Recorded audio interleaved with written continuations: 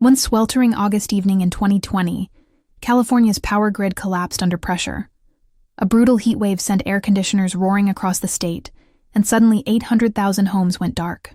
It was California's first rolling blackout in 2 decades, and critics immediately pointed fingers at the state's growing reliance on solar and wind power energy sources that disappear when the sun sets and the wind stops blowing. But rather than retreating from renewables, California doubled down with a bold solution: massive batteries that could store sunshine for later. In just 5 years, the state tripled its battery capacity to 13 gigawatts, enough to power millions of homes.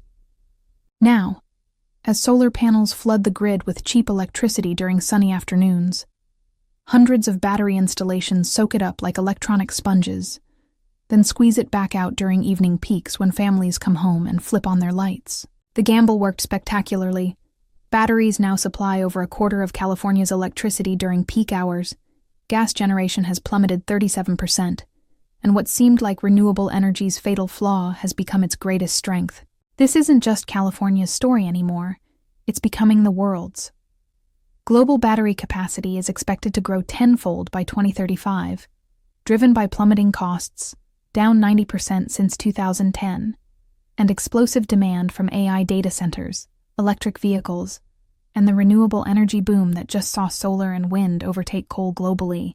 China and the US dominate the market, but countries from Australia to Saudi Arabia are racing to build battery farms, some capable of powering millions of homes. The technology itself is evolving at breakneck speed.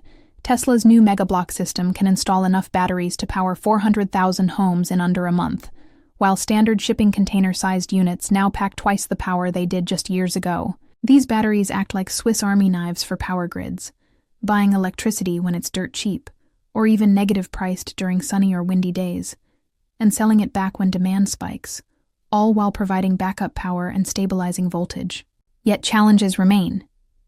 Aging infrastructure overlooks cheaper battery power, regulatory red tape creates uncertainty, and connection backlogs leave projects waiting years to plug in.